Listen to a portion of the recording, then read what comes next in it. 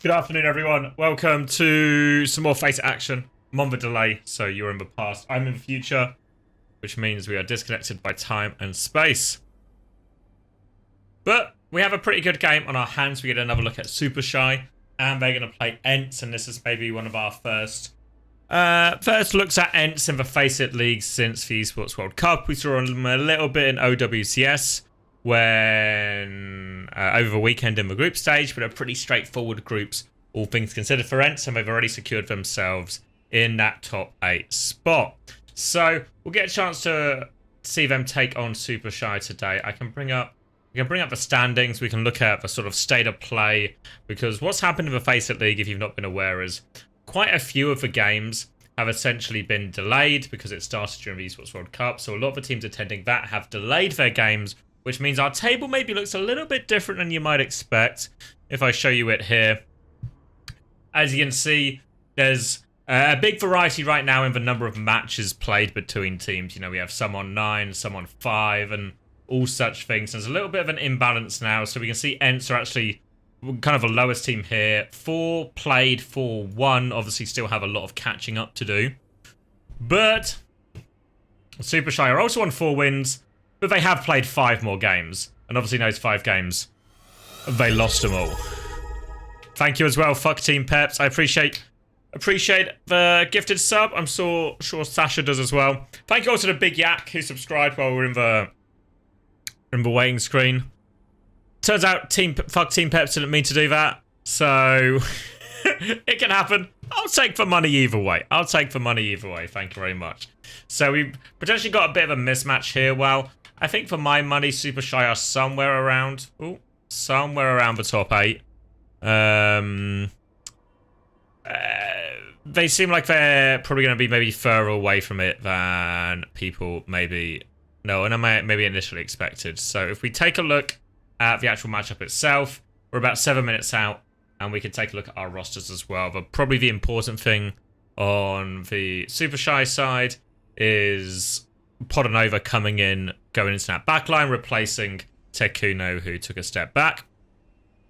Well, on the other side, obviously for ENCE, we're going to get another chance to look at the sort of new backline in the form of Kellex and Sky Ripper, and obviously we're also going to get a chance to watch a little bit of Wimone play, hopefully, as well. Obviously, Wimone came in at the Esports World Cup as a double flex support or double flex DPS option, which actually went quite far for ENCE in terms of give them a good account of themselves at that Esports World Cup. So excited to see more Wimone, excited to see more Kellex as well, and excited to see how well ENCE can do. I think most people probably have ENCE in somewhat of a sort of top 2, top 3 type situation. Thank you again, Fuck Team Peps, for a sub to Commander V. I guess an unrelated brother, Commander V. So, what was I saying? Sorry. ENCE will probably find themselves in this sort of top 2 or 3, probably maybe even top 2 of SSG and ENCE after a pretty definitive win by SSG last night over Virtus Pro. So, I don't know. So I think this should be a straightforward game in theory for ENCE, sorry. And we'll hopefully see a little bit of that here. One thing that's worth talking about as well that we've not really broached is the time this match is happening live is the exact time the patch is scheduled to happen. So I don't know what the exact plan is. Apparently the teams didn't want to move it, so it's not moved. It's going to happen at the same time as the patch, and we'll see what happens. Obviously, there is this little notification at the top saying we're currently experiencing some technical issues with our Overwatch 2 integration. Our team is working to resolve them. Quite often what happens is the patch can break the integration. We'll see if that's the case this time.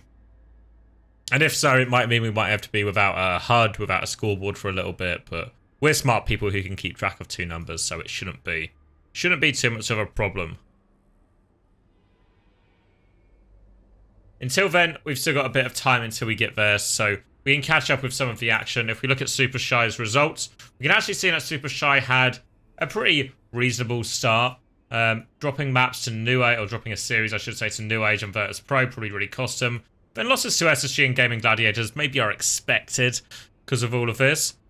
But the Everfrost one, and obviously this New Age one from a little bit earlier as well, these are the 2 that you probably really look at and think, these are the ones that are going to hurt Supershy in their sort of attempt to try and qualify for the top. So I think these are the sort of games they look back on and probably going to feel the most regret.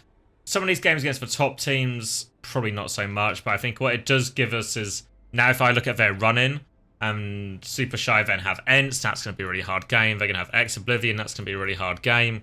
And then this EMEA game and this Team Gambit game become absolutely pivotal for them. Because again, if we look at the standings, it's all about finishing in the sort of top 8 here to get through to playoffs and whatnot. So Supershy really on the cusp of that right now and need a few wins to make sure they stay ahead of maybe some of these lower teams like EMEA and Everfrost and so on. Maybe it's going to be a especially close race with Hypnos and all of that too. You can see A Square 0907, Hypnos, all around similar number of matches played, similar number of wins, which means all these games between these sort of 4 or 5 teams, Gambit can get thrown into that as well. All become super pivotal. Meanwhile, we should expect, especially Virtus Pro and especially ENCE, to climb themselves out of there and kind of maybe enter this sort of top 5 kind of thing. And honestly, New Age's score is closer to this top 5 than it is the bottom 5. So we'll see. Yeah, Podanova is in chat now saying be ready to deal with the server issues. Don't worry, Podanova. That's why we kind of started a little bit later, because we thought we'll wait and see what happens. There's a real chance that what's going to happen is by the time we actually go live, according to this counter, the patch is going to drop. We maybe run into a couple of issues, and then they maybe just end up hosting the lobby manually on the new patch. So we'll wait and see. That's a problem for the future. Well, we have a bit of time. That was obviously the Everfrost game that Supershy lost, which I think is really going to come back to her. The scoreboard not exactly right. It was 3-1, not a 4-1. Really hard to get 4-1 these days. These are ENCE's results so far. Obviously, you can see not too much drama for ENCE. Obviously, they get the default win here. A Square 0907 coming up soon.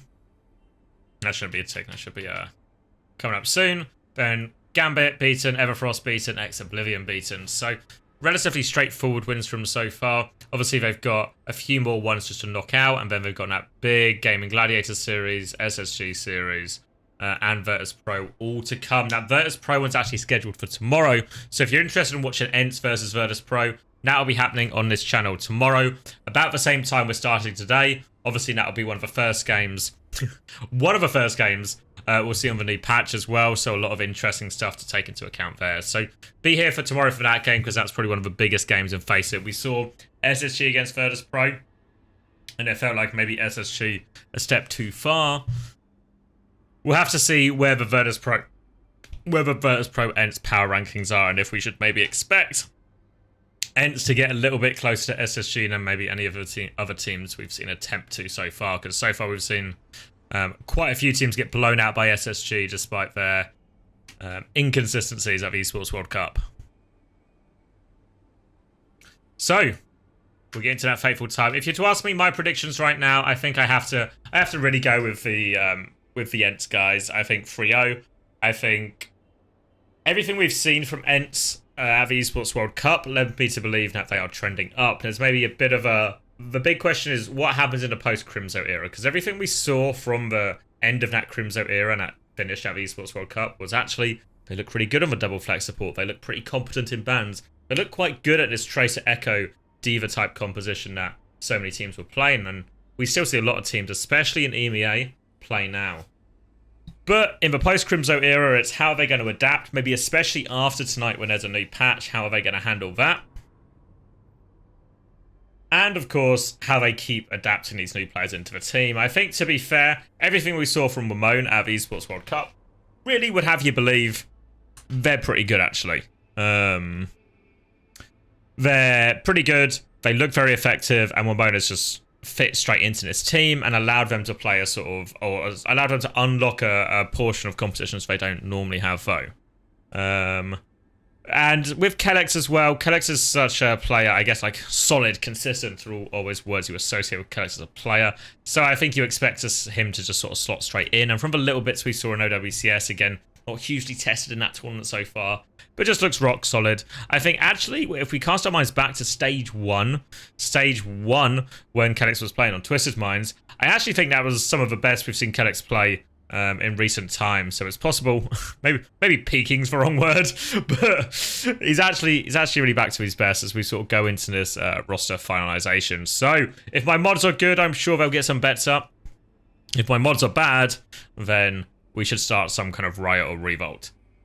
Lineup's being finalized, and then we'll go to the ban system. So if you've not seen the FACEIT bans before, generally what happens is we'll go through each mode. Both teams will get a ban if there's enough maps, and then one team will pick the ban. So Supershy actually have the advantage here. They'll be picking 1, 3, and 5. ENCE will be picking 2 and 4. So technical advantage to Supershy, but I think if you start looking at some of these situations, like if I'm Supershy, where do I feel my advantages in the map pool or in the comps? Then I think, well, actually, I want to lean probably towards Dive. They played a lot of Akiri, Lucio, Winston. Maybe some of Akiri, Lucio, Diva. I think one thing we saw towards the turn of the Esports World Cup, and it feels like EMEA has been a little bit slow to adapt to this, is that I think Anna Brig is optimal, especially in the Diva mirror, and maybe Winston's even better as well, right? So then if you suddenly look at that, I think Supershy are one of the teams we felt a little bit slow to adapt to that. Whereas at the Esports World Cup, it felt like ENCE were kind of on that Anna Brig wagon. So I think ENCE, at least from what we've seen most recently, have actually probably got a more up-to-date and better read. And I think looks, not that they needed many advantages probably going into this series, but it gives them another advantage here. The big question for me is, have Supershy updated their meta read? Have they moved away from this Kiri, Lucio, Diva / Winston focus? A bit more diversity on the go? Or are they still sticking to that, as we've seen some teams, maybe Gaming Gladiators, good examples, maybe even Oblivion, a good example of teams that are just kind of committing to that, at least for now. Alright, 1 minute left. Wait and see. Hopefully, I'll try and stay in touch with the players as well, so I can get you the latest on exactly what's going wrong and exactly where we are. I don't expect we'll start exactly on time here. Okay.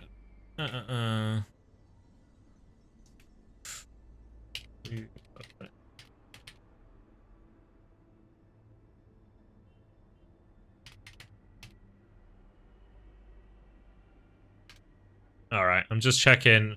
All the players are updating the game, so I'll update my game as well.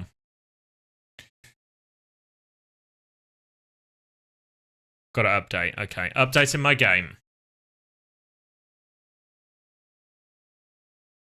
To be fair, what this actually means is we're not going to get a mid-series patch. We're going to get a patch right before the series. So updating my game right now as we start to go into the bans as well. So hopefully that all lines up nicely. I had pre-downloaded a patch because I'm prepared. I see Vessler in chat. Love playing the match and don't even know the patch notes. What is only you know, they say Vessler, it's easier to learn by doing rather than learn by just reading something. So we'll figure out what the patch notes are as we go. I presume if I go to patch notes, they've not made the post yet. July 23rd, last update. That is not today. So, waiting for the map ban. Supershy will be kicking us off. I imagine there might be a little bit of taking their time with these bans to make sure everyone can update. Obviously, the patch came out literally 3 minutes ago, so everyone's probably installing right now. Until then, we'll do a little bit of just keeping our eye on everything.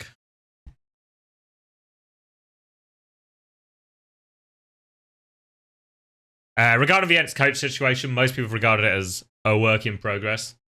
That's what some of the ENCE people have said when asked.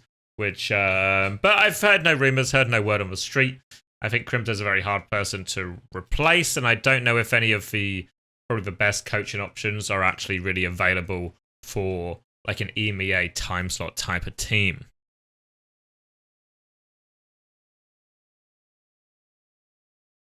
And then, while we got a bit of time while we wait for all of this, I see a question from Dirtmasker asking about the Anna Brig. Asking essentially, do you think it is genuinely meta or that it's some of just Korea forcing it right now, and other teams, and SSG trying to force it against weak opponents. I think it's genuinely, I think right now, like if we were to play the Esports World Cup or some other big such tournament, right now, if it was starting right now, I think we would just be in a Winston and a Brig meta. I think that's the way it was going, and this isn't necessarily just a Korea thing or a Korea influence thing. I think this is in fact actually what the meta was, and people just didn't quite realize yet. And I think that's why we see teams like SSG, even though it's not necessarily optimal for them based on like their individual player strengths and everything, trying to lean more into the Anna Brig, get the playtime they can on it, and try and improve as much as they can on those heroes. Why am I not watching Neymar at the Esports World Cup? I didn't know it was happening right now. The server's definitely going to crash at some point during these games. Nope, it'll be all right. My game's literally, I want to say, what's it say? 252 meg out of 308 meg updated, which is a promising sign.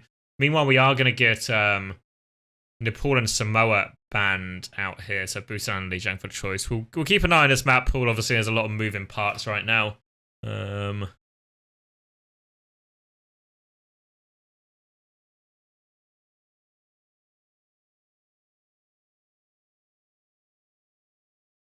So a little bit of a slower start than we would normally get here. I'm drinking a Pepsi Max as well for those interested. Alright, my game's nearly updated. Again, expect these bans to go way slower, go through way slower than normal as we try and get a little bit of time for everyone to update. We'll refresh these patch notes in case we are blessed with such a gift of information, but we won't hold our breath either, right? We won't hold our breath. We can just figure stuff out as we go along, you know? What better way? You know what they say? Just throw yourself into the deep end. Don't spend too much time hypothesizing, analyzing, trying to break down what's going to happen. Just have a crack. Just have a go and see what happens. To be fair, quite often when we were on London, I think this was the same for a lot of Overwatch League teams, is when there were new modes, like when Push came out, when there were new maps or anything like this, or new patch notes, for the most part, we might look at them, we might like see the tweets and announce them or type stuff. But in reality, until it's actually in the game, as in an upcoming tournament, I think most teams won't care or won't pay any attention until it's literally the problem immediately in front of them. So I think the same will apply to Juno and some of Clash and everything as well. Alright, my game has now updated, so I am launching the game. Meanwhile, the bans are still going through. Again, like I said, if you're just joining us, we might expect these to take a little bit longer than normal. Just to give everyone that sort of window to update the game. I've currently got 30 players in queue ahead of me. But I can wait. I can wait.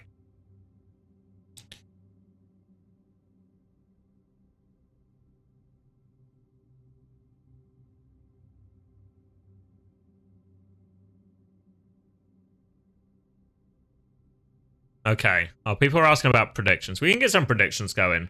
So, what we're going to have to do is, does anyone remember the tried and tested system we did before? The tried and tested system? Which was, we would do some kind of, we would do some kind of code word system. Because what's going to happen is, because of a delay, we need to try and work out when I should close for predictions and when I should start the predictions, you know? So what's going to have to happen is when you see that the game is over for you guys in the past, then let me know.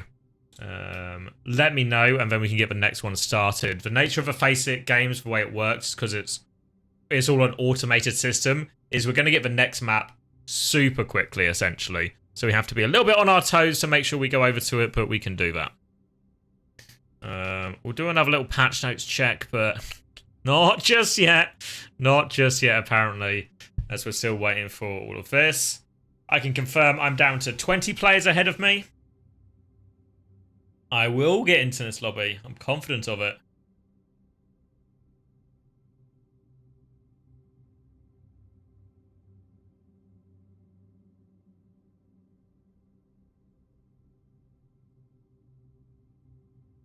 Alright, we have Blizzard World and Paraiso banned. Wowness is going on as well.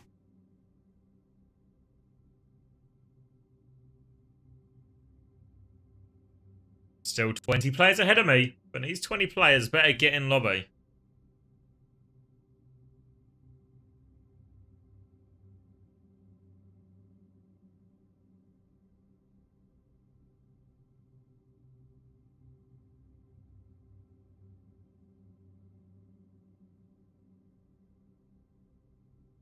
An overwhelming ENCE fan base right now in the polls. We'll see if that comes to fruition. 10 players ahead of me now. We're getting ever closer.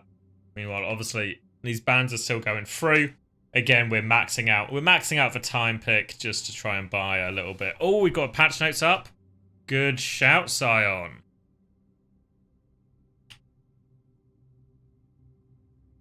Oh.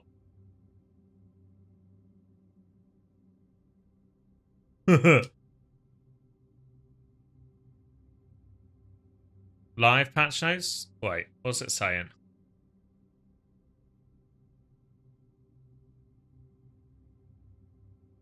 Oh wait, these are still just July. Tricked. The oldest trick in the book.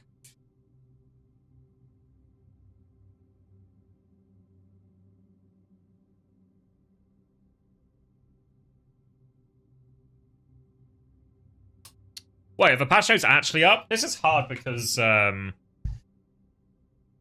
we're doing it through delay. Oh wait, these patch notes represent general changes made. Wait. I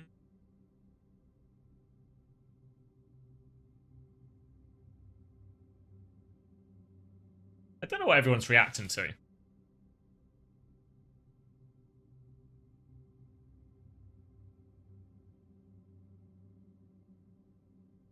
Oh. An old-fashioned trick.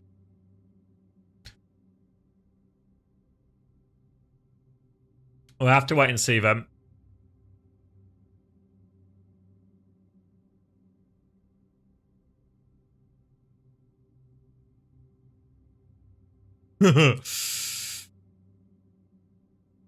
Patch notes are live for you. Maybe Robo Eagle's the only one who gets the patch notes. I'm still desperately trying to get in the game when this all happens as well. This is maybe just going to be a failed venture. Oh! I'm in game. Wait, Juno reveal? I am Juno. It is nice to meet you. Nice, Juno. Nice to meet you too. Life on Earth has been so exciting. Mine too. We have much to discuss. Okay. I have seen pictures, but Earth is so much more beautiful in person. Watch and learn. Oh, this guy's popping off. Okay. Oh, the sand here reminds me of home. Whoa! Anubis is back. Thank God. There are some people I have been advised to avoid. Mother said all dogs were cute. Perhaps New skin? she was mistaken. Whoa, now we're talking. This is going to be pivotal in the meta.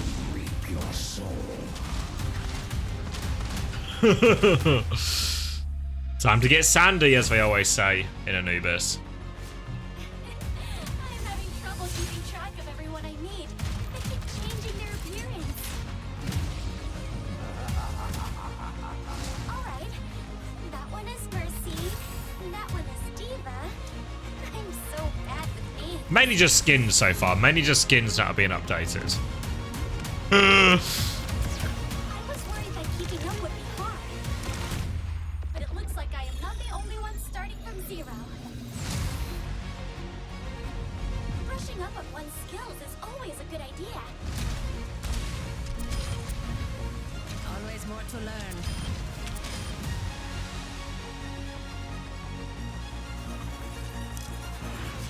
Mirror watch. How long is this advert, by the way? I really thought this would just be like a 5-second thing and then we'd be in the game.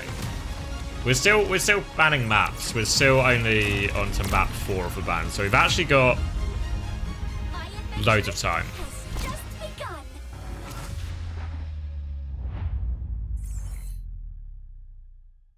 Nice. Oh. More? More? What was that? God. Oh. Reset. Nice. Developer update live now. Where are we going? I'm in the game though, which is the important thing, which means hopefully when these bans finally go through, let me get you back to the other screen. When these bans finally go through,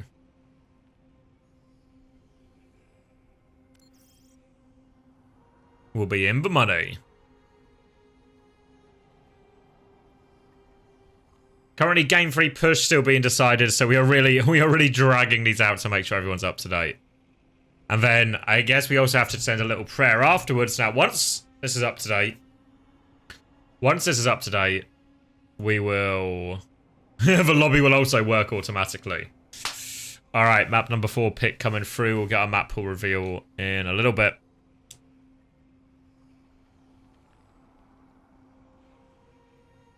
I'm just checking I've not missed any messages. So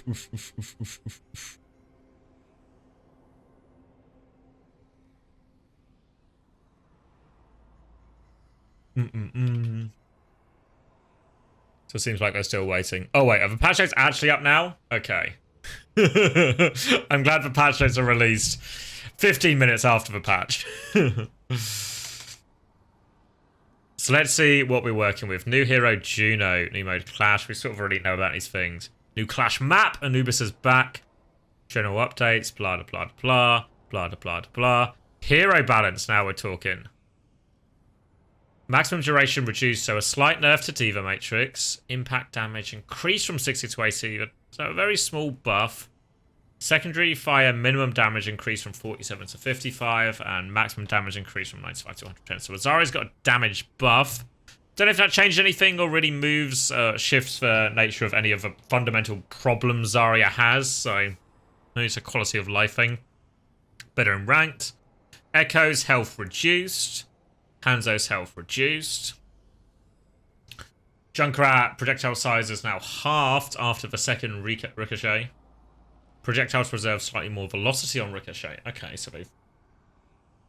Everything else is stayed the same. It's just for ricochet damage and explosion radius then. Primary fire weapon spread from 2 to 1.6 degrees. Critical hits now grant 10 energy. Energy degeneration rate reduced from 33 to 15 per second after 7 seconds. So you get your charge a little bit longer then. Impact damage increased from 25 to 35 on Virus. Yeah, because, alright, so they're increasing the power of Virus and bonus movement speed from 45% to 60%. You're going to be so fast now. Base health reduced from 250 to 225, and armor increased actually as well from 50 to 75. So Torb a little bit tougher. Taking away some of Alari's ammo, and projectile environment collision size reduced from 0.15 to 0 meters. Which now this is a buff to Violet exclusively then. This Alari buff. A little bit harder to hit a tree now, a little bit harder to hit a wall. Kiriko, critical multiplier reduced from 2.5 to 2 times. Damage increased from 40. So okay, so headshots now less valuable, but body shots slightly more valuable. And the recovery time slightly higher. So a slight nerf to Kiriko then. Then, let me just check we've not missed anything. Oh, we're still on the bans. Cool. Lifeweaver. The petal platform was too easy to waste if the player accidentally ran over it. True. So now it resets back to the ground if no one is standing on it, so it works more like an elevator. Okay, so Healing Blossom. Healing Progress can now charge passively at a reduced rate. No longer reduces movement speed when holding a full charge. Petal platform duration only counts down while the platform is raised. Okay. And it now resets if no one stands on it for 2 seconds. So you can maybe just reuse the same platform.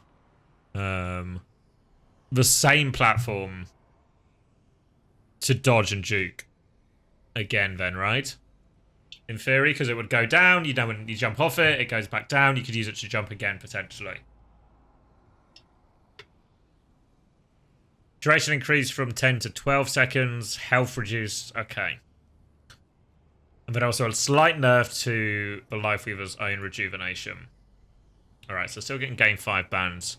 Map 1 will be picked by Supershy. Alright, Mercy. Health nerf. Primary fire increased from 55 to 60 health per second. So a heal buff. And a damage boost increase as well.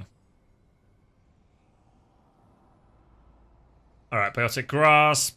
Secondary fire increased from 65. Good Moira buff.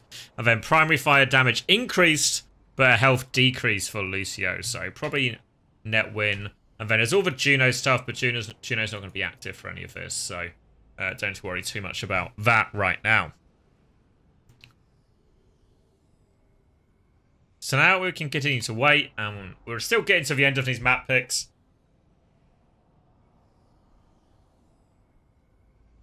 So we'll get to see some of this into play. I guess there's some... do we really expect a huge shift here? Maybe like some of the key heroes that have been touched are obviously Kiriko, Lucio, and Echo. Heroes that we see quite a lot of. Obviously Diva as well, slightly touched. So I think, to be honest, the Lucio one probably, if anything, isn't actually too bad. Like, obviously the health nerf is not great. But the fact he's got the damage buff as well probably balances out a little bit, really. Does the Echo health nerf really shift them out of the meta? Don't know. Maybe on some maps, maybe she's not as viable everywhere as she maybe once was. And maybe the balance between Echo and Ashe becomes a little bit more map dependent, but I don't know. I think... not sure it's going to shift all that much. And even with the Kiriko stuff, right, maybe she is now slightly worse at dueling, slightly lower damage, all of this. But I don't know if that really...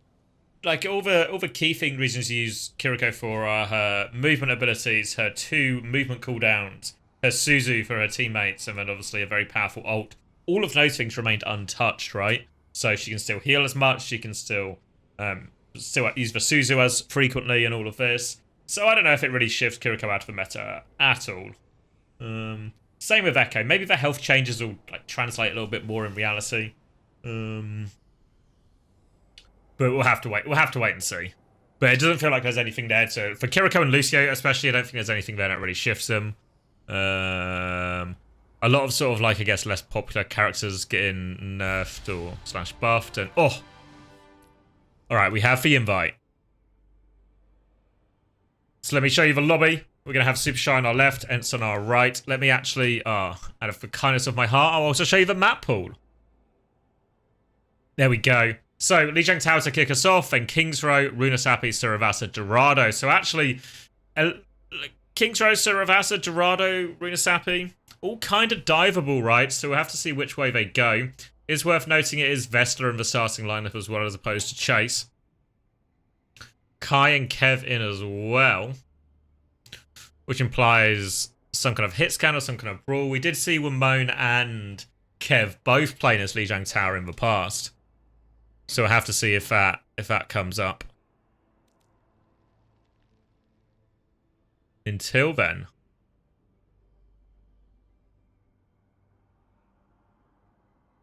We can get locked in for this one. So let me go back to here. There we go. Just waiting on a couple of players from each. Hopefully everyone's updated and installed. And ready to play some of these new heroes. Well, some of these newly changed and adapted heroes. So, the nature of playing a match seconds after a patch has come out is you're not really going to have prepared for it or have any changes planned in mind, essentially, right? So, everyone's probably just going to keep playing their own stuff. There's maybe nothing so obvious in the patches that will come into immediate effect. You know, like, oh, this hero's really broken, we should try this hero or something. I don't think there's anything that stands out from a patch like this, so I don't think we'll see any real changes from either team.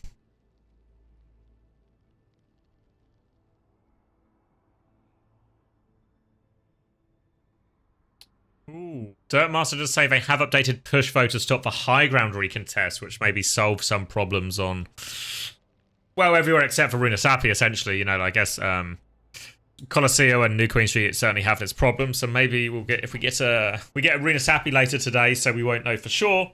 But hopefully that means those maps become a little bit nicer to play.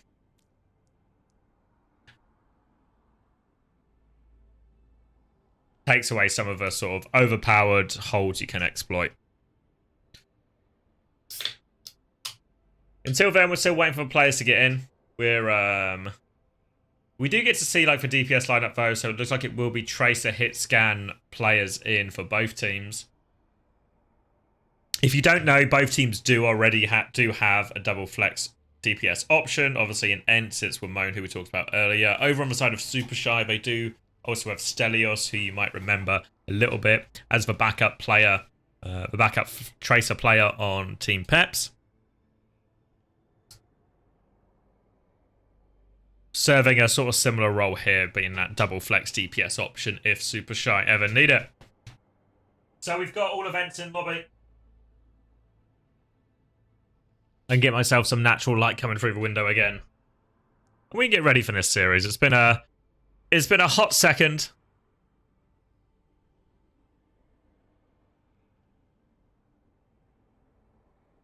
Almost 26 minutes after the scheduled start time. But that's okay. I knew when I said I would do this game, I could foresee the problems of the nature of scheduling a match at the same time as a patch. Invites trouble.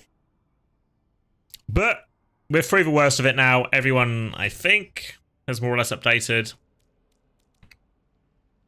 ENCE are in lobby and ready. And we can kick this one off, hopefully, soon. Worth noting as well for anyone on Coach Watch that currently no one else in the lobby for ENCE, just for five agreed players.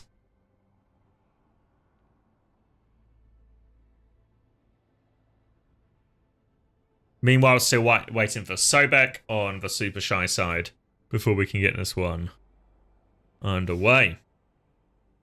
And we'll get to see this new patch in action. I guess the key things to really look for are there any situations where it feels like if we do see an echo... Whoa! What's happened?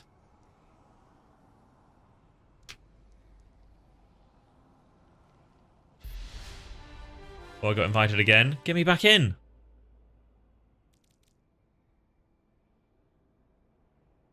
Oh.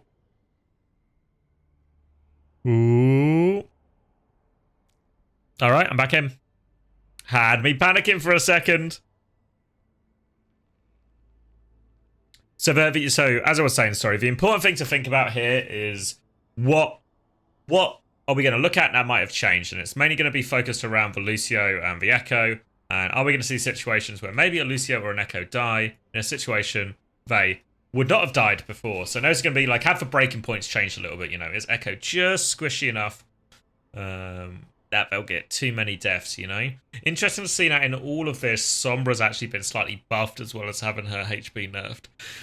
And we were seeing a little bits of Sombra here and there, so maybe Sombra comes a little bit more into the meta. I guess the other thing as well to make use of is, do the Divas now feel killable, right? As much as it's only a half-second reduction in that overall matrix, is that enough to shift her out of the meta or just make her a little bit squishy? I think for the most part, Diva might have been mostly on her way out of the meta anyway to Winston and a Brig. I think Winston and a Brig fairly consistently beats a lot of the Diva versions of the comp. So it might would have been on her way out anyway. And maybe this nerf will just really push it over the edge for her, you know?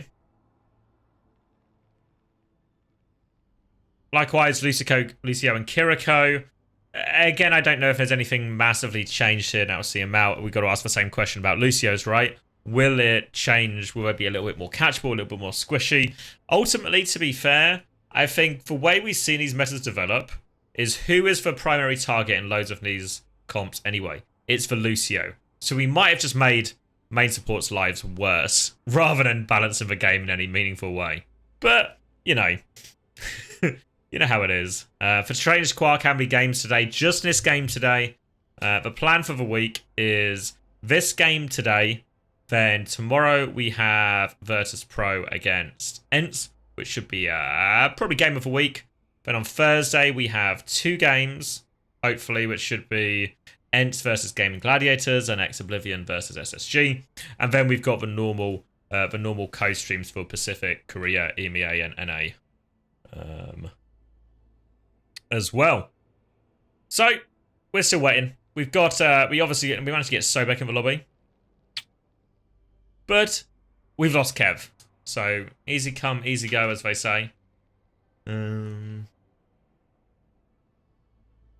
Sobek with a shout out to BT Internet for finally getting him in.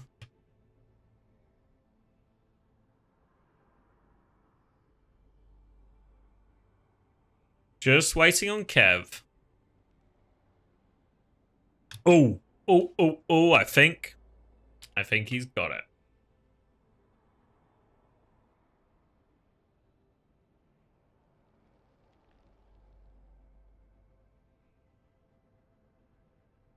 Is it finally time?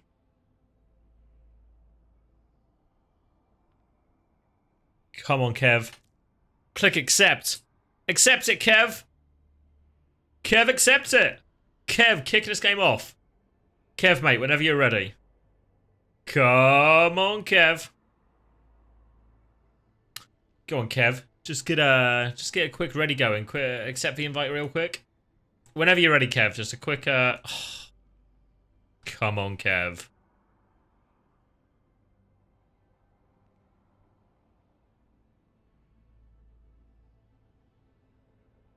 Podanova asks a very astute question.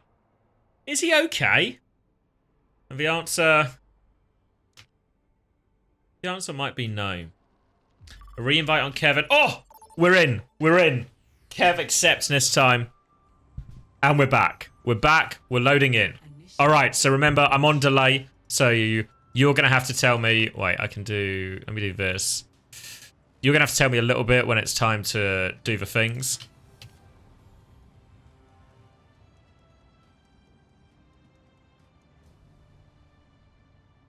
Alright. Okay, we're in. Supershy on our left, ENCE on our right, and we're ready to kick it off.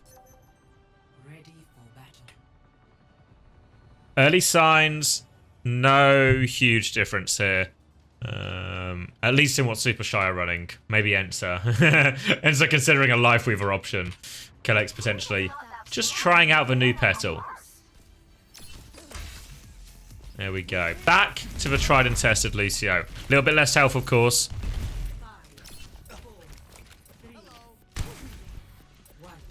And we can kick this one off. TP towards point is going to be Lucio Anna versus Brig Anna here. Early nade catches Zoro straight away, which means we're on the back foot. Vessler going to try and push that one up. Meanwhile, we get Kev fighting on this right-hand side. Sleep onto Vessler. As Kev's just looking to try and move his way in. Recall has been used. Pack. Opportunity to punish that, but does have to recall as well. Now Hitori going to come try and interrupt this, but Vessler comes to match the angle. Happy to take this trade. Kev, recall again in a second. Oof, blinks into Zoro, forced to recall back to the other side. And it's Zoro who actually finds this opening pick. They've managed to take control of this Mega on the right-hand side, but they've lost their main support on the way. And now Kev going to have to try and keep this space. Eyes on Pack as Vessler makes an aggressive move. And they've rotated and captured point during this. So don't use that player advantage to push. Just use it to cap point here from Supershy. Now ENCE are going to move over. Try and take some of it back. Pack will get the initial touch. Chance for Hitori to follow this up. But no, they just leave it at 11%. Now Kev through into the back. He's just blinked, but Dynamite connects. And he finishes onto Podanova as well. Nice and easy.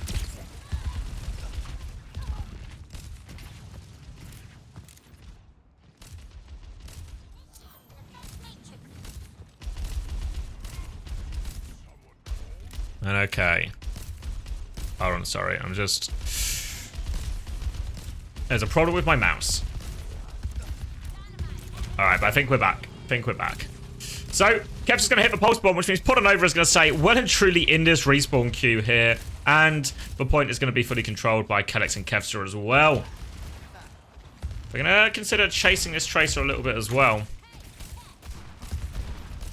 We'll go out to the high ground. And Pac does nearly have this pulse bomb as well, so keen to farm up the rest of that. Now on the flank. We'll be able to harass Kai. Try and get a little bit of space for the rest of his team.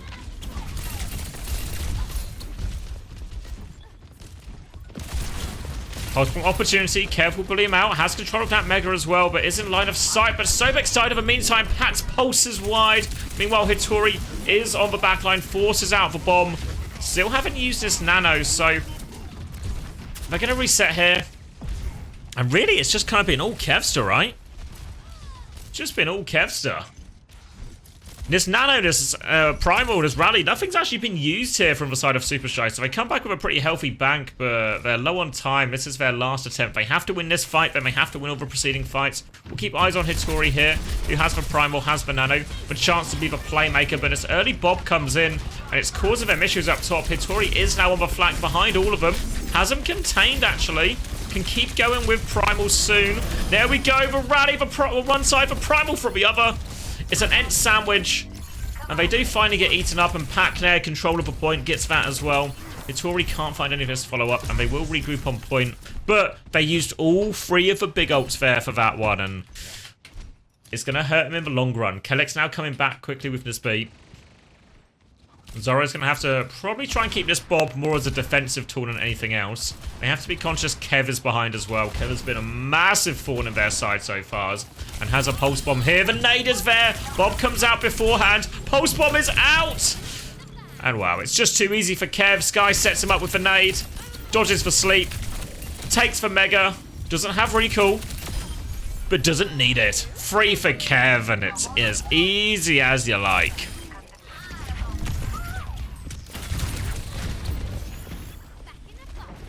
Now it'll just be the first round with really not too much hassle at all. And honestly, it's just a Kev gap. We talked a little bit in the post-esports World Cup landscape. Also,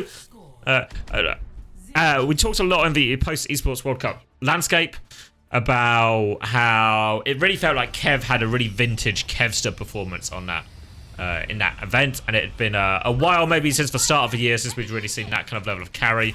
But at the Esports World Cup, it felt Kev was back to his best, and he starts this one with a pretty dominant showing, bit of a one-man band type act, and makes it very easy for the rest of his team. We'll be moving now onto Control Center, which invites a very different style of composition. Already you can see Supershy leaning in towards a Ramatra, a May, a Cass. Control of this small area. I expect the fight to be quite intense, and now actually a slightly different look here as Vestler's going to come out. It's going to be Zarya Genji, so expect the bubbles to go Kevster's way. A rare Sojourn too. So expect, yeah, a lot of bubbles to go Kev's way and him to really get all of the resources to try and carry. Doesn't find too much initially, and Kai gets crushed by Hitori. They're now going to have to back up. Vestler does have decent energy here and a bubble, but will get bullied back by this Ramatra. Another bubble in now. Bit more energy. Happy to spam and take the space. Kevster has to play a very high impact role.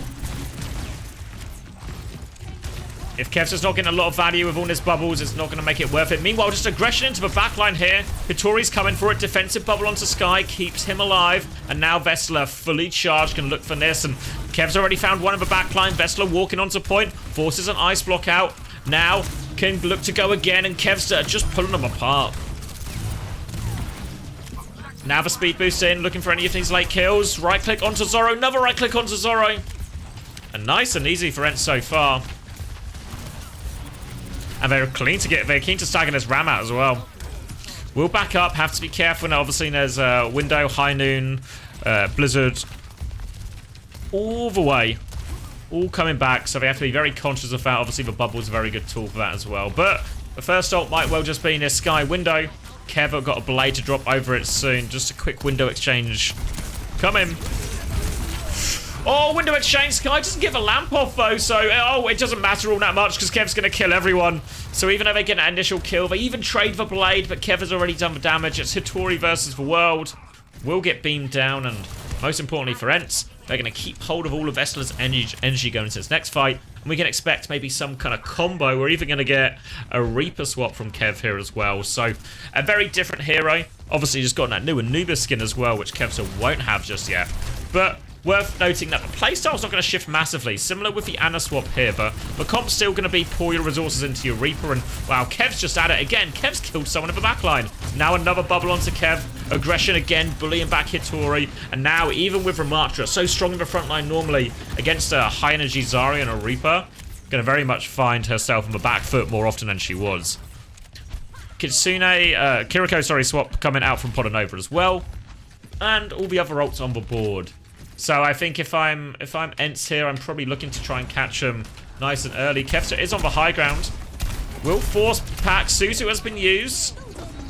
Looking for some resources. Now we'll stay on Podanova. Meanwhile, Vessela's just grabbed and killed everything on the low ground. And Kev just seems to be invisible. Just walking around doing what he wants. Running into people, finding kills. And this is... well... I mean, it's easy for ENCE. A beat just to be sure from Kellex, and there we go, round number 1. Obviously, remember, I'm in the future, so you guys need to send me the code word when it's time to cash for bets, and I can get the next one in. So send me that code word so I know when we're live. In the meantime, we can take a look at this play of a game from a Sojourn, if you can believe it. What year is it? All right, just beaming through this window. Obviously, it's the one where Sky died immediately, but Kev got the blade value. And not super exhilarating play of the game, if we're being honest. But we can go take a look at that initial scoreboard. Here we go. So, nothing too surprising. Kevster was 25-1. 25-1. 10-2 for Sky. 17-0 for Vestler as we get an invite to... oh, it's King's Row next, isn't it? Yeah, King's Row next. Zoro and Pac stay in. Kevin Kai stay in. Chase comes in as well. So, yeah, I mean, it was an absolute stomp, right? Absolute stomp. So, no real surprises there. Let me send us back to the game lobby as we wait for Kellex to join. Only the one change coming into play. Now have a form for tank, which means Winston might be on the cards. We saw yesterday, if you watched the SSG Virtus Pro game on the Hunter stream, you would have seen a lot of Winston and a Brig in play from SSG, and I suspect we might get the same here from ENCE. We talked a little bit about beforehand how a couple of the teams, mostly ENCE and mostly SSG, especially from that Esports World Cup, were leaning towards a lot more of this Winston and a Brig in a lot of situations. As such, I think Chase obviously is available to play in these online games. So we'll be able to tap into that a little bit more than usual, as we do get a couple of the ENCE players leaving the lobby. So I have another short delay now, as I see ENCE have one live. So let's do that. Cash in the bets. Obviously, this is happening live for you right now. And I'll get prediction number 2 up as well. This means you're also gonna have to remember to shout at me. To shout at me when the game's starting for you, so the bets aren't open for too long and we don't have market manipulation. As right now, for me, we're going live into the game.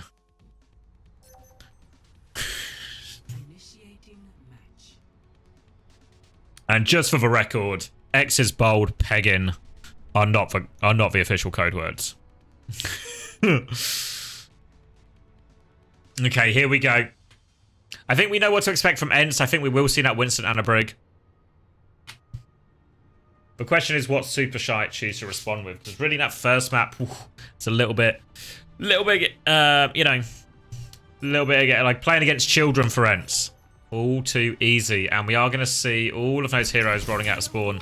Winston, Ana, Brig, Ashe, Not hurting them. Tracer. Have different definitions.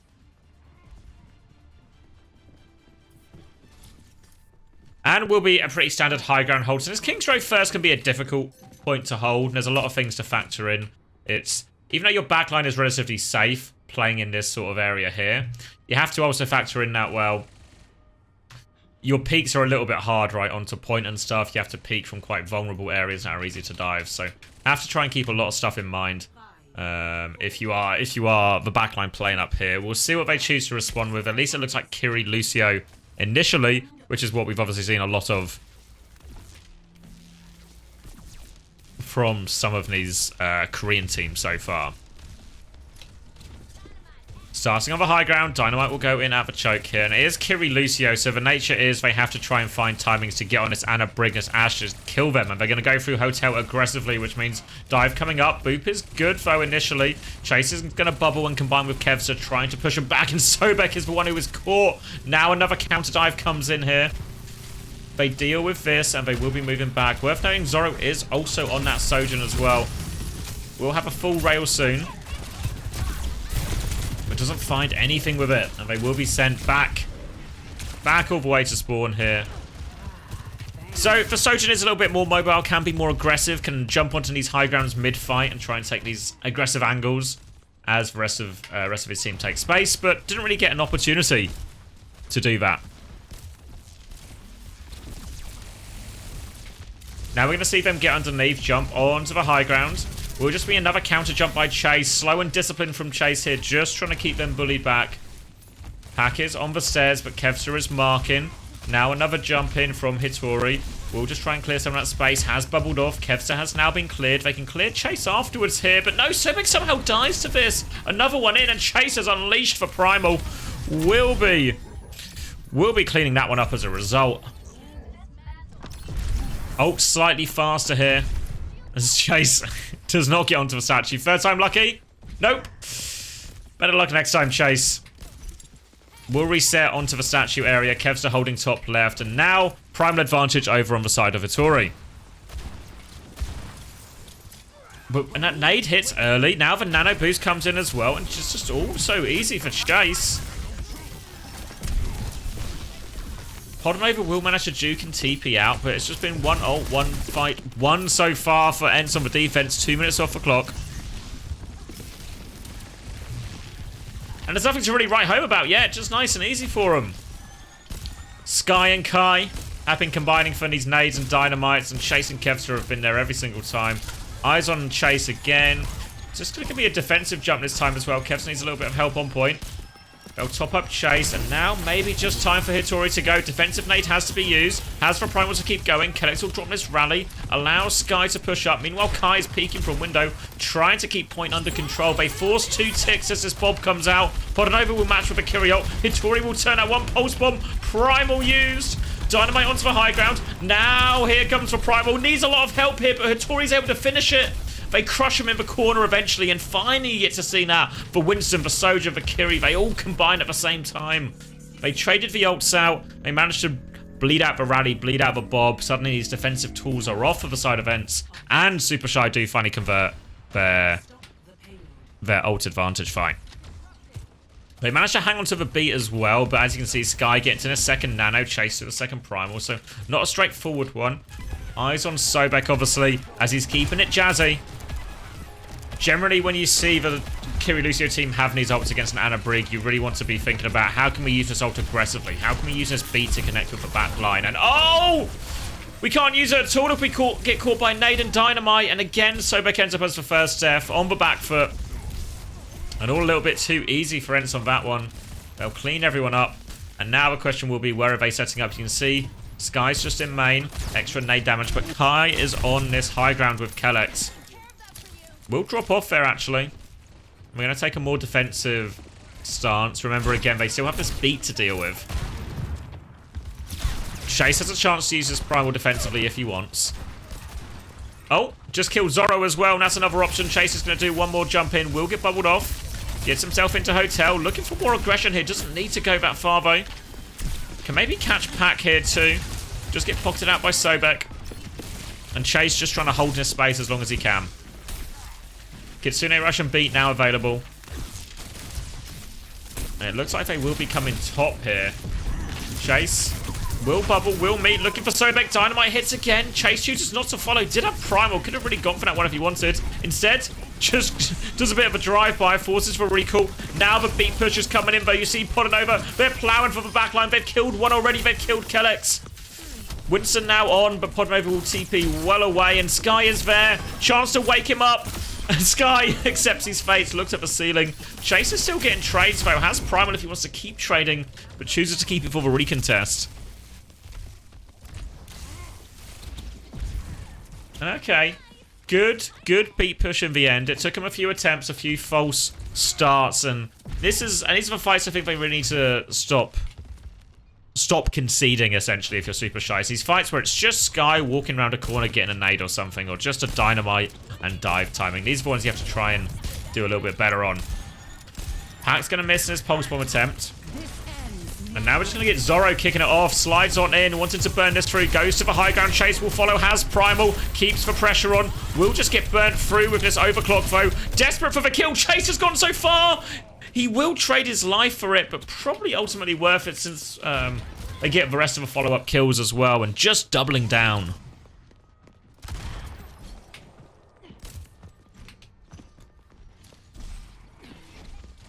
Clear out the top as well. Pack will get caught late. 30 seconds left on the clock.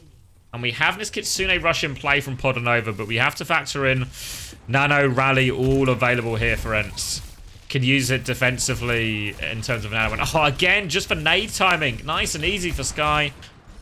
Hitori is going to try and live behind. Does have this Primal if she gets into any trouble. Have to factor in the touch as well. We'll just be jumping onto the roofs. Oh, has to bubble for the touch. Kitsune rush to help him out now, but ENCE will just disengage this one of eight. It means they're getting this ult for free. Now all eyes on Sky. They have a rally to be used defensively. Hitori will be primaling them soon. They drop the Nano aggressively. Eyes on this Primal, looking for the sleep. Sky misses it actually underneath. Now Hitori trying to turn it, but Kevs has killed the backline. The rally keeps Sky alive. They can keep Hitori pocketed. Nice and easy. But it's all about Kevstar once again. And first point, 93.88 meters. Not very far on King's Row. We often see King's Row be one where pretty consistent attacks. Very hard to defend first point. Even second point can be quite tricky. It's not until third we normally see teams stabilize and really start to string together a few good fights. A few successful fights defensively.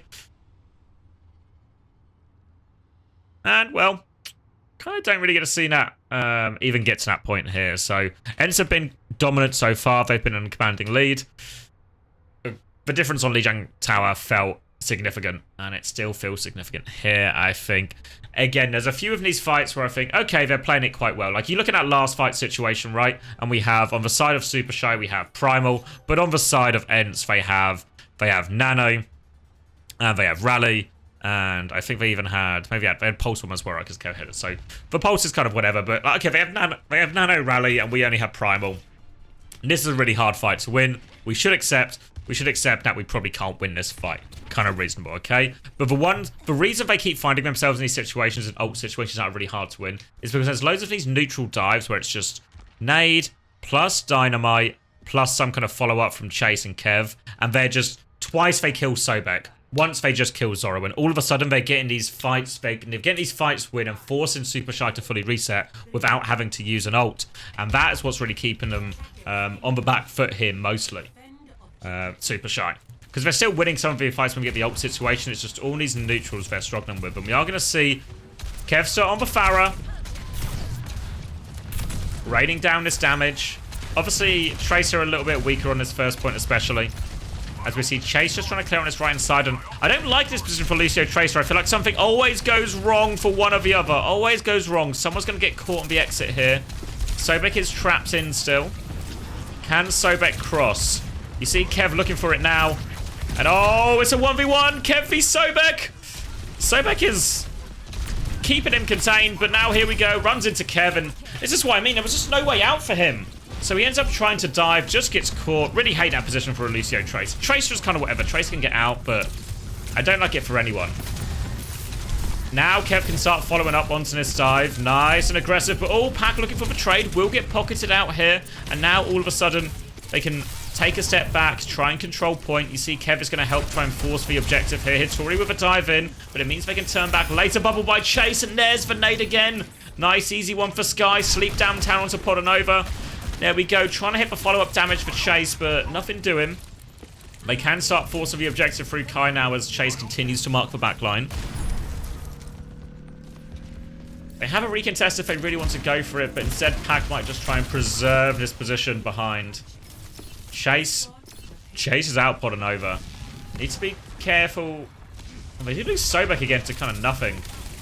Didn't see what happened there. Sleep, nade, something happened. Something went wrong for Sobek, and now all of a sudden, potentially on the back foot again. Having to concede some space. They've got space to play with, though. That's for saving grace for Supershy, but remember, they didn't complete second point themselves, so still pretty much a two-fight situation left in this map. Now that Nano Boost is going in onto Kevster, forces the early Suzu. Oh! Over the top. And they deny any trades as well. Nice and easy. And Kev's actually going to go swap back after that barrage. My expectation is we're just going to get a Tracer here. And it will be Tracer. The same combo ran on the defensive second points. The same combo run on the attack here. Podanova has a Kitsune Rush to stabilize. But I think, if I'm not wrong, Chase is just trying to hold some of this aggressive space. And if he can force that Kitsune Rush anywhere that isn't point, he'll be laughing. Pressure now onto Zoro. Onto Sobek too. Will jump on. Looks for a follow-up here. Can't quite find it. Wants to juggle Sobek. Is just keeping his backline occupied. Meanwhile, Kai, he's killed one. Kitsune Rush will be used on point. Trying to follow onto this Kiri here. Defensive bubble onto Hitori. Both primals were traded, but that rally does so much more. Sobek has to force the beat through. Beat overclock. Zoro finds one, but it's a C9. Sobek had gone too far. Gets the initial touch. Tries to shut down Kai. Means there's no one to touch. And there we are. Let me know when you've seen this, of course, so we can cash for bets and stuff. And we'll probably get Kevster with a barrage play of the game here, I imagine. Alright. Yeah, nice and easy, isn't it? Nice and easy. Drops for a barrage, I think. I don't know if he's expecting maybe a beat to be there a little bit sooner. But a nice, easy one for Kev. And, I mean, we've said that a few times so far in this series, right? Nice and easy for Kev. Easy for ENCE as a whole. And they remain in pretty commanding control. We can take a look here at the round 2 stats while we wait for the next lobby to come up. Will be Runa Sapi next, of course. And we can see Kevster, 26-0. 26-0. Pretty reasonable scorelines across the board. I think we have, again, 21-2 for Kai, 17-2 for Sky, 27-3 for Chase. Absolute domination. And I think if you're really looking at where these deaths come in, Sobek on 10, Podanova, Zoro on 7 and 8 respectively. It's really kind of the backline really under duress. Likewise, Pat caught a few more times. I mean, it was very one-sided, so it is what you expect. But I think really have to look at it and wonder how much those just easy dives cost them ultimately in the grand scheme of things. So I'll get the lineups being finalized. Going to Runa Sapi, so chance for Winston here. Diva is also viable, so we could really see both in play.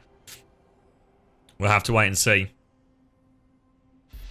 There we go. We will get our lobby invite now. Obviously, just trying to keep my eyes on everything, so I managed to do both. Runa Sapi is, of course, the next map. For those betters. Bessler is back in as well. Likewise, no changes on the Supershy DPS line. We're keeping Pac, we're keeping Zoro. And no sign of Wimone either, so it's just a kind Kevs to show with the potential here for ENCE just to close this one out. Nice and easy.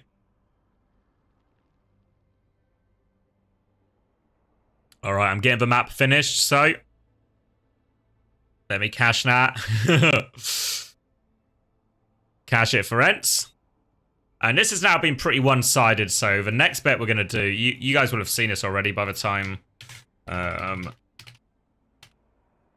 you see it, but I'm going to do a full cap bet. Yes. No. Okay. So obviously it is Runa Sapi, bear that in mind.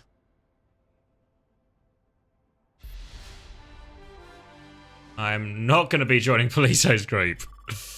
Maybe I'll be removing them from friends as well. Bunch of comedians. Initiating match. And alright, here we go. 30 seconds. 30 seconds in.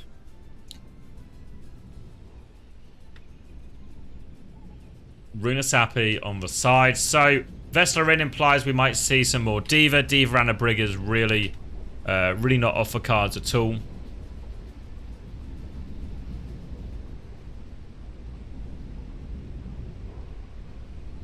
Really not off the cards at all.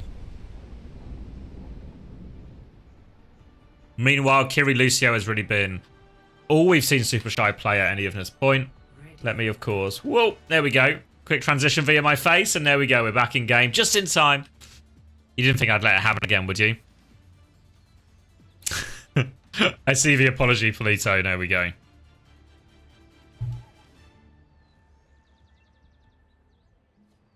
Five, 4, 3, 2. 2 seconds left, and we're kicking this one off. Of course, let me know. Let me know if you want to see... Let me know when the game starts for you so we can try and avoid any market manipulation. Because we will be seeing the comps right now, which means... It will be D.Va and a Brig as we expect, and Tracer Zarya here, so I don't really... Normally you see Zarya paired with something like the Reaper and Genji we saw from ENCE earlier.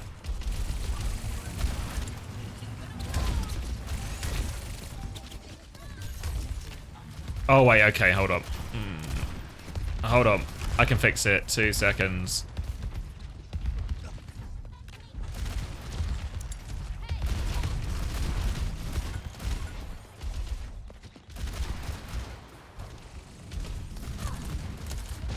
Alright, there we go, there we go, there we go.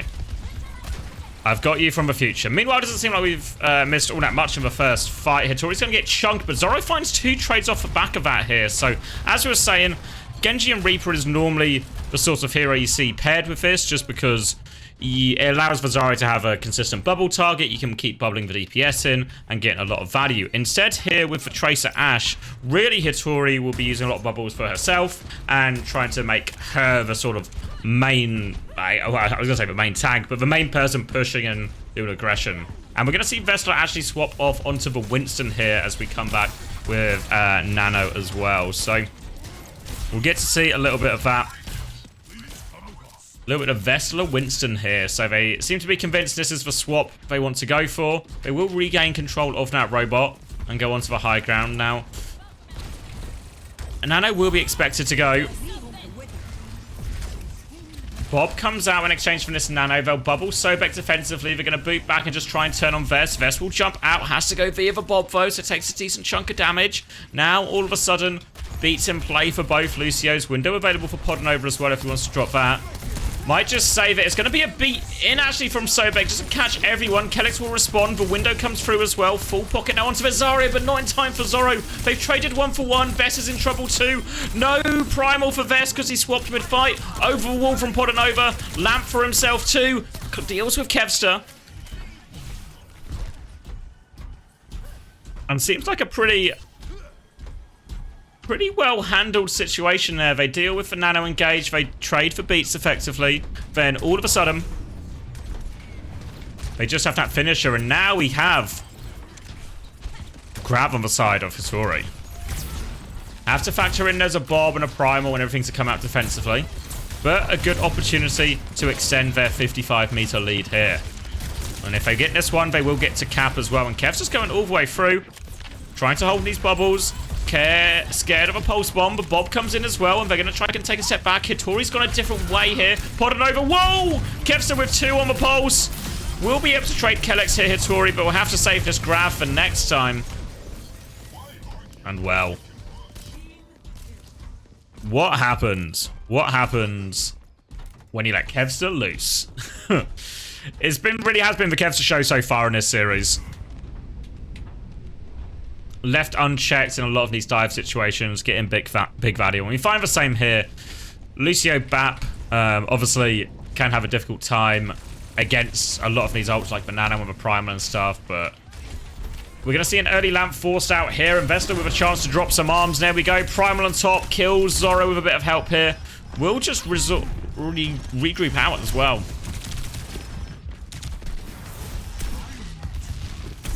Force all the way back, and Supershy going to have to take a route through house here to try and stop before payload. They're going for it, but Graf goes out. Graf connects onto backline. Hitori looking for a defensive Nano in play. Pulse over the top from back.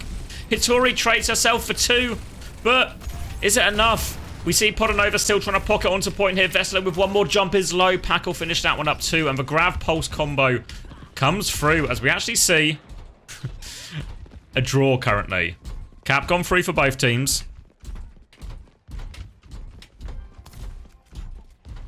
D.Va swap on the cards for both here.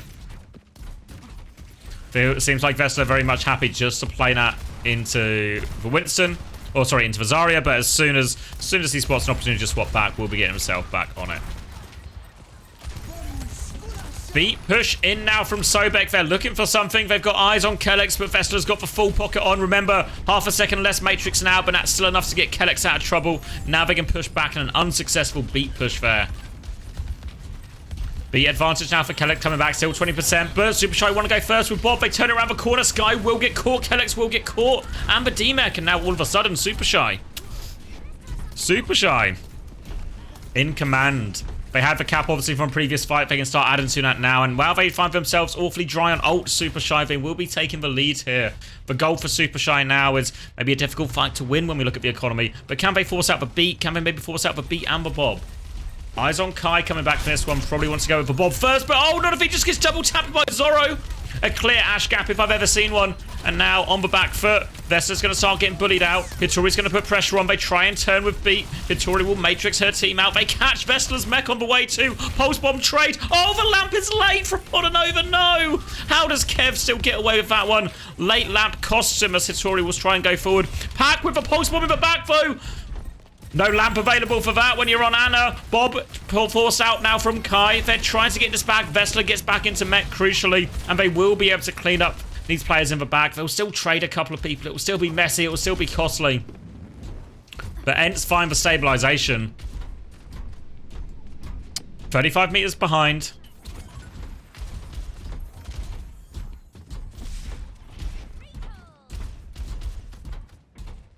Nano available for Sky in this next one. Kellex on to the Brig as well after that beat. Sensible swap. I think it makes a lot of sense into the D.Va mirror in particular. And now a slower, more steady fight. Podanova does have this window. Has to be scared of the Nano though. Could just go on to Vessler here. Looking for it. There we go. Window used in exchange. They want to try and go through. Nano onto Vessler now. Still has Lamp if they need it. There we go. Will be forced onto it. Back into Lamp. Vessler will not leave this chase. Has Bomb as well. Will be trying to get back into it. They're trying to mark the Tracer behind. Kevs are getting ever closer to Pulse Bomb. They're trying to clear him out. They have rotated quite far out. Gonna regroup in the house. They've had to concede a lot of space here, but now they have a beat push with which to go back. Sobek can drop this one in if he thinks there's a target they can kill. The last beat push, a little bit too early. No clear targets in play for them. They need to make sure they can see the Ash, see the Anna. They can catch one of those. Obviously, they don't need to force it, right? They don't need to force it. They still have a big lead advantage here. And Sobek is keeping it jazzy, keeping his eyes on Kevster. Full pocket onto Zorro, slowing this one down. They will actually just have Bob soon, so they can just go with Nato instead if they want to save the beat. But no, there's the beat push. Pack is behind with the pulse bomb, looking for it, but no, will fall down. Podanova trying to force the kill, but another unsuccessful beat push. Now they are forced all the way back, but the Bob comes out, helps catch Kellex. They force the recall onto Kevster as well. Kevster will be getting out of there. And all of a sudden, oh, he won't be getting out of there. Hitori's there to catch. They can regroup on point. Less than 2 minutes left, and all of a sudden,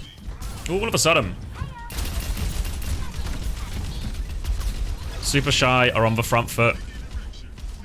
Nano, Rally, Bob, all coming back here for ENCE. A chance. Still a window from Podanova, which can deal with the Bob quite effectively. They get the sleep and the nade onto Hitori as well, so they can take some of this space back for free. We do see Kevster trying to juke on this side, but oh, Pulse Bomb is good from Pack. They're not able to block it. Not able to save Kellex. Headshot now onto Pack. Window in the back from Podanova. Kai still looking to walk forward with this Bob. There it is. Doesn't quite catch anything. Dynamite's eaten as well. They still find the kill thanks to Vessler. Bomb used in as well. Kellex coming back, and they will clean this one up. ENCE, as we go into the final minute, they have a lot of meters to make up. But with the rally, they might just have the tools with which to do it. Hitori's going to have self-destruct soon, but everything else is quite far away from Supershy right now.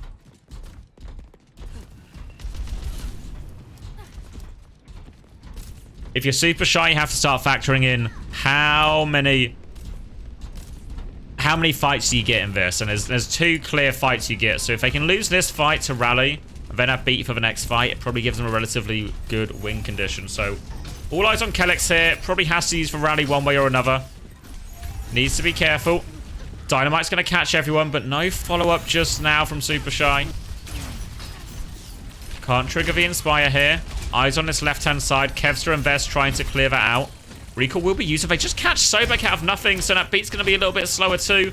Now they can keep inching their way forward. Kevster still has the Pulse Bomb as well, and nothing quite forced out yet. Which means now they get to push the cart into one fight territory without using these ults, and Kevster with a Pulse Bomb. Oh, it's in overtime. You know what happens here normally.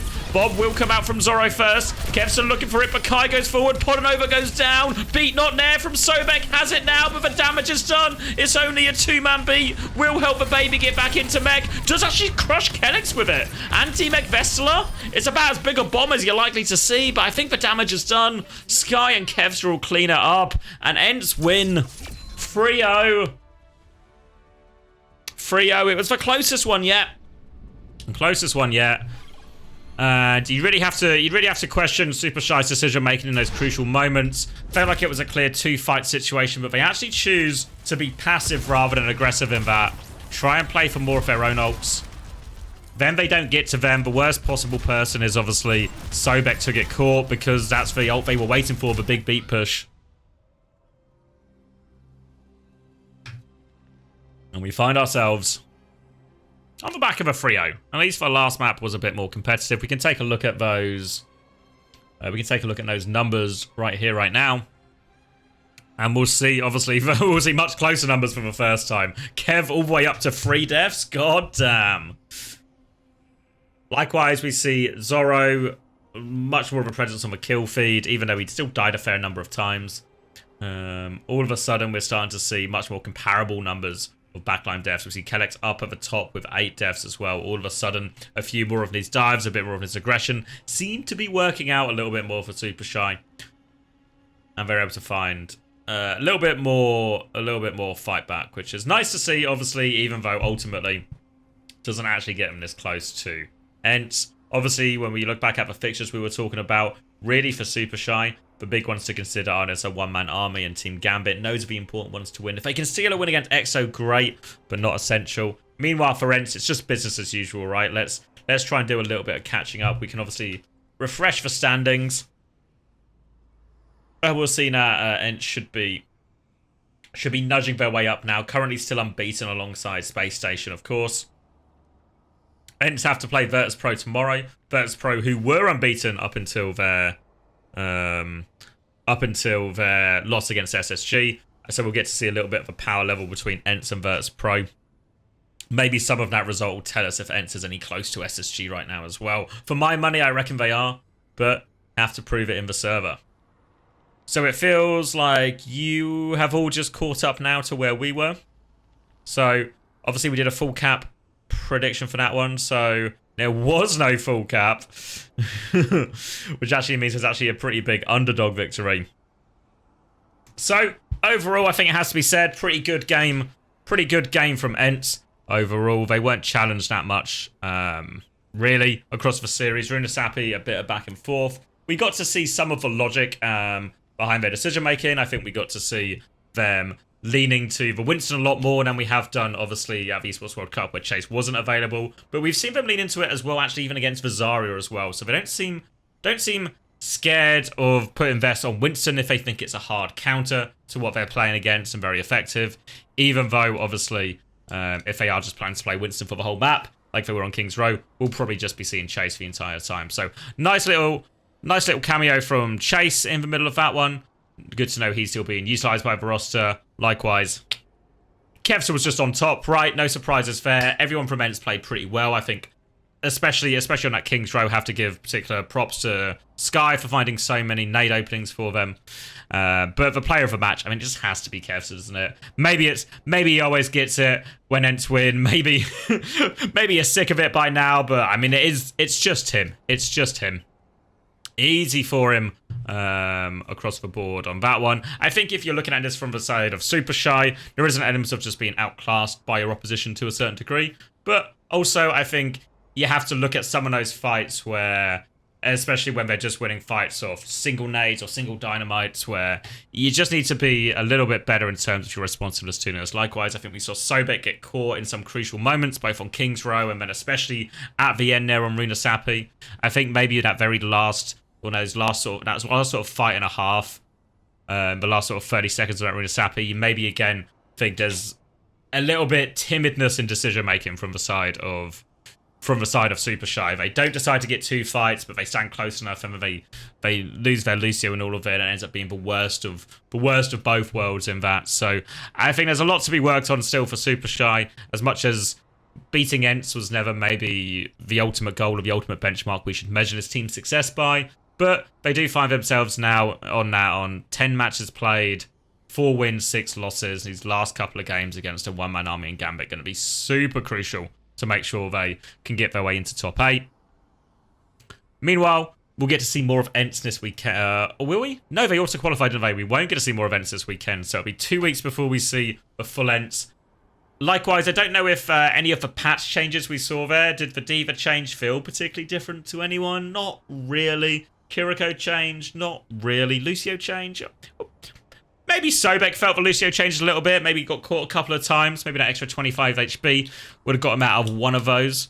But, yeah, no huge swings from the patch. But obviously, it was exactly 30 seconds between the patch coming out and this game starting. So any patch implications, we probably won't see until a bit further down the line. So, thank you very much, everyone, for joining me. That was a little bit of a short and sweet one. Easy for ENCE, as it always seems to be. So I appreciate you joining me for this one. We will be back for more FACEIT action tomorrow, where we have ENCE in action again against Virtus Pro, and then a double header on Thursday as well. So stay tuned for all of that. Likewise, stay tuned for all the OWCS action kicking off from Thursday in Pacific, and then Friday for Korea, and then Saturday, Sunday for all the regions, well, all the Korea, EMEA, and North America. So thank you very much. I hope everyone enjoyed that, and I'll see you tomorrow for more of the same.